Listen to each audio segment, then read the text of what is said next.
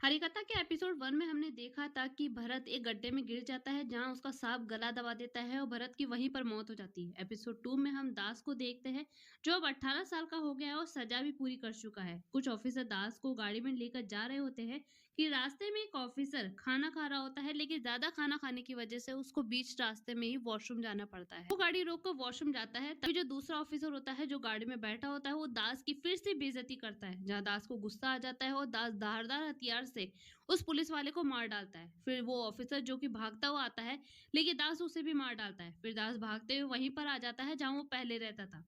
फिर scene shift होता है जहाँ हमें फिर से विराट को दिखाया जाता है, जहाँ विराट भरत की लाश के पास जाता है। उसके साथ उसकी बेटी भी जाती है जो कि बहुत ज्यादा रोती है।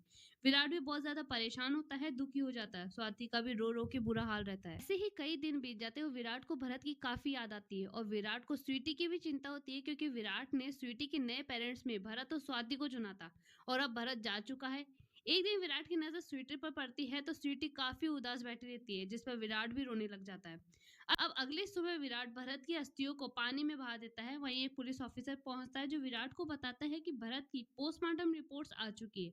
वामन राव विराट को बताता है कि भरत की रिपोर्ट्स एकदम नॉर्मल है, इसमें मर्डर जैसा कुछ भी नहीं है। फिर स्वीटी विराट को कहती है कि अगर मैं भरत अंकल को नाटक में नहीं लेके जाती तो शायद भरत अंकल अभी जिंदा होते, और ये बात सुनकर विराट को बिल्कुल भी अच्छा नहीं लगता। उसके बाद हम स्वाति को देखते हैं जो पानी भर रही होती है, जिसे कुछ औरतें ये कहती है कि बेचारी की कितनी खराब किस्मत है कि शादी से पहले उसका होने वाला पति मर गया है। ये सुनकर स्वाति को बहुत ज्यादा दुख होता है। रात दिन बस भगत को याद करके वो रोती रहती है।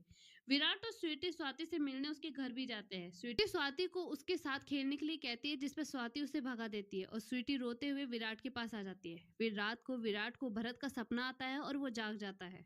तभी वो देखता है कि स्वीटी नींद में अपने आप को भरत का दोषी मानते हुए कह रही है कि उसकी वजह से भरत अंकल नहीं रहे। ये सुनकर विराट को काफी दुख होता है कि वो भरत के ना होने का दोष खुद को दे रही है। अगले दिन विराट वामन राव को कहता है कि उस रात को क्या हुआ था। वामन राव से बताता है कि भरत सर जब नाटक देख रहे थे तभी एक कंबल ओढ़े आदमी भरत सर के पास जाकर उन्हें कान में कुछ कहा था, जिसके बाद भरत सर स्कूटर लेकर चले गए थे। उसके बाद विराट कहता है कि हमें ये केस सॉल्व करना होगा, आखिर वहाँ हुआ क्या था, क्योंकि मैं जानता हूँ कि ये मर्डर है। जिस पर वामन राव विराट को कहता है कि अगर ये केस सॉल्व हो भी गया तो क्या इससे भरत सर वापस आ जाएंगे। विराट कहता है नहीं, लेकिन मैं अपनी बेटी स्वीटी के दिल से ये गिल्ट निकालना चाहता हूँ कि उसकी वजह से भरत की मौत हुई थी, और हमें ये भी पता चल जाएगा कि इसके पीछे सच में भगवान है या कोई और। चमंती झरने के पास नहाने जा रही होती है, तभी विराट वहां आ जाता है और कहता है कि तुम्हें ऐसे अकेले नहीं जाना चाहिए, जंगल में बहुत से जंगली सुअर घूम रहे हैं। फिर वहां अचानक स्वाति आ जाती है तो विराट उससे पूछता है कि क्या तुम जानती हो कि भरत किसी बड़े केस में इन्वॉल्व था या नहीं।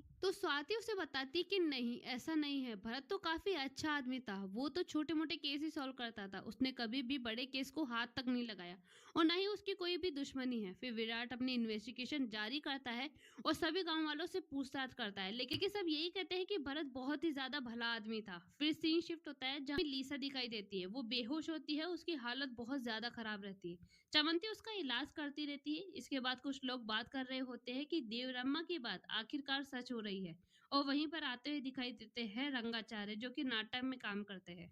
वो रंगाचार्य को रोककर उनसे पूछते हैं कि आपको क्या लगता है ये सब खून भगवान कर रहे हैं। जिस पर वो कहते हैं कि ये सब तो मुझे नहीं पता, लेकिन उनके अवतारों के बारे में मैं तुम लोगों को बता सकता हूँ, और वो सभी भगवान के बारे में उनको बताने लगते हैं। तभी ढोल की आवाज आती है और सभी लोग वहां इकट्ठे हो जाते हैं। सरपंच ने ही वहां सबको इकट्ठा करवाया था। फिर सरपंच कहता है कि भगवान हम सभी से नाराज है, अब जब तक उनका गुस्सा शांत नहीं हो जाता है तब तक जंगल में कोई नहीं जाएगा। को गांव वाले बात कर रहे होते हैं कि जिस जंगल से हमें सब कुछ मिलता है, हम वहीं पर नहीं जाए, ऐसे कैसे काम चलेगा। अगले दिन एक आदमी साइकिल से जा रहा होता है, लेकिन वो अचानक चिल्लाता हुआ फिर से भाग जाता है और सभी को बुलाकर लाता है।